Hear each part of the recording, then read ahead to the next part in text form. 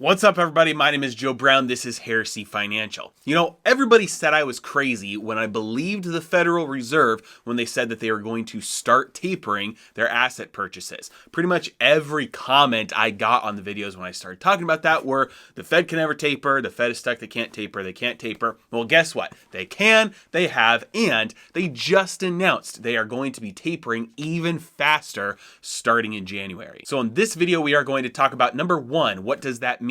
Number two, why do the markets seem to like this news and rally hard? And number three, what to expect going forward into 2022 as a result of this sped up, this accelerated taper. Ready? Let's dive in.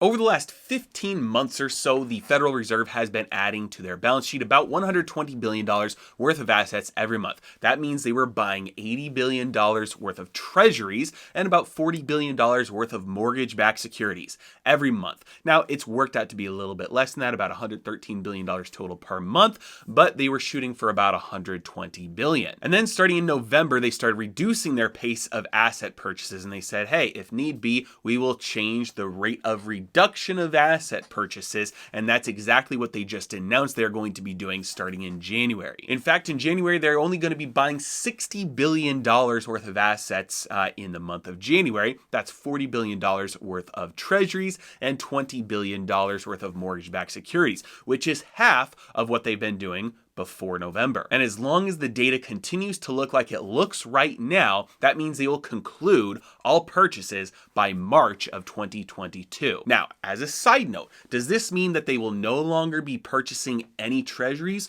No, it means their balance sheet will be on net flat.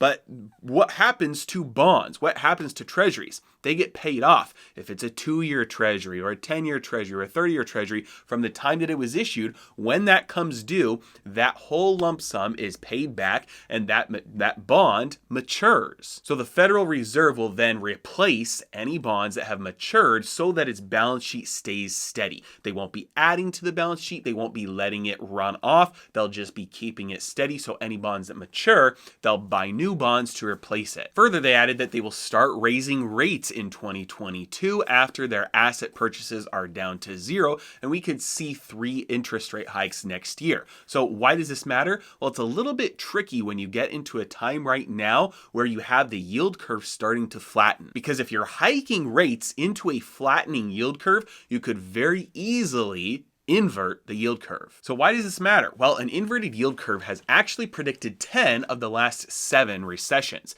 Now you might think that was a mistake because it sounds like it makes no sense, but it does. That means for the last 10 times that the yield curve has inverted, 7 of those times it's been followed by a recession. That means the last 7 recessions we've had have all been preceded by an inverted yield curve. So what is an inverted yield curve? Well, normally a yield curve looks like this, where the shortest term interest rates are the lowest interest rates, and the further out you go with the maturity of your debt, whether it's 10 years, 20 years, 30 years, all the way to the end, the interest rate on that debt gets higher and higher and higher. Right now, our yield curve is fairly flat. It is not what you would call steep. This means that there's not a huge difference between 30-year, 20-year, 10-year, 5-year, 2-year, all the way to short-term rates. And the Federal Reserve raises short-term rates. They don't directly control any of the other interest rates along the curve, which means that if they start jacking up the short-term interest rates, you could very easily end up inverting the curve. So why does an inverted yield curve usually precede a recession? Well, basically what the interest rates are telling you is that there's a much higher chance of a recession coming soon. And the more time you give it, whether you go from 1 year to 5 years to 10 years to 20 years, the higher the likelihood of a recession happening is, and the higher the likelihood of the Federal Reserve dropping interest rates. But despite this, the Federal Reserve is kind of backed into a corner right now with tapering and tightening. They kind of have to. Even with the risks that it poses to the economy, even with what it's doing to the yield curve, can you imagine the public outcry if they continued to pump money into the economy at full steam, regardless of what's happening with inflation right now? There would be riots. So they have to make a show of at least trying to fight inflation given the current data, even if they would rather not. So in light of this information, why did the markets rally? Looking at the S&P 500, it is basically back up to all-time highs here, looking like it's on the verge of a major major breakout.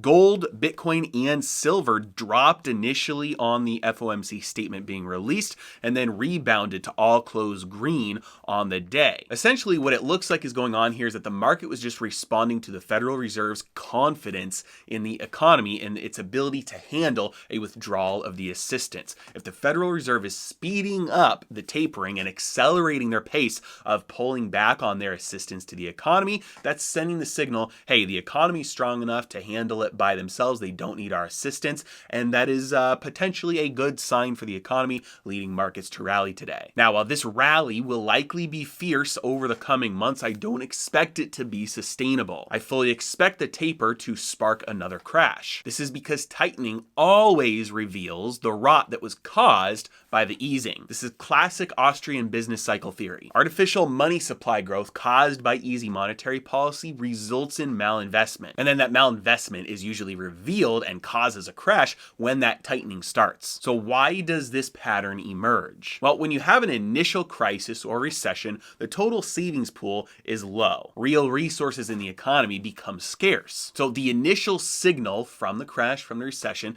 to economic actors is save, be conservative, rebuild carefully, don't take risks, don't take debt. And this is the proper course of action. But policymakers respond by pumping new money into the system. And this changes the signal that is sent to economic actors. It doesn't actually do anything to the savings pool itself, but it tricks people into thinking that savings pool has been refunded and is large. Imagine an actual swimming pool, empty, drained of water, filled with cash. With $1 bills, there's $1 million bills in that swimming pool. Now you take some scissors and you cut each one of those dollar bills in half. Now the quantity of those pieces of paper is 2 million. You have 2 million pieces of paper that each say $1 on them. But the purchasing power in that pool stays the same. Now you just need 2 pieces of paper to buy something that you only used to need 1 piece of paper for. So when easy monetary policy expands the money supply, it just dilutes the existing money. The purchasing power stays the same even if the quantity of money, the total supply of money, grows. But people don't realize this. They feel rich at first when they get their hands on that new money. This sends them the wrong signal that they are able to go out and spend money.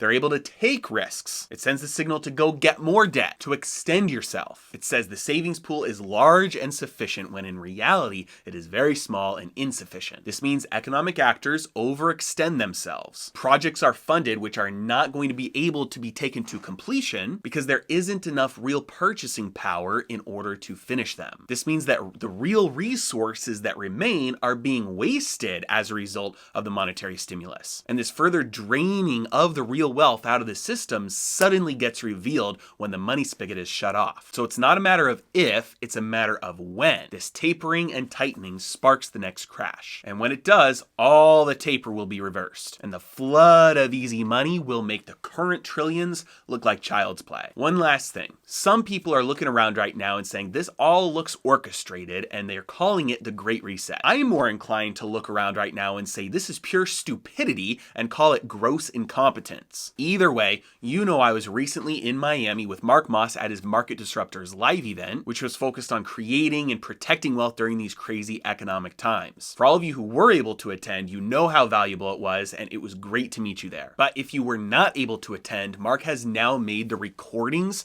from those sessions available for purchase. It's $500, and for those of you who were able to attend, you know it's well worth it. If you're interested in getting access to all the amazing information, I've got it linked in the description below. As always, I really appreciate you guys. Thank you so much for watching. Have a great day.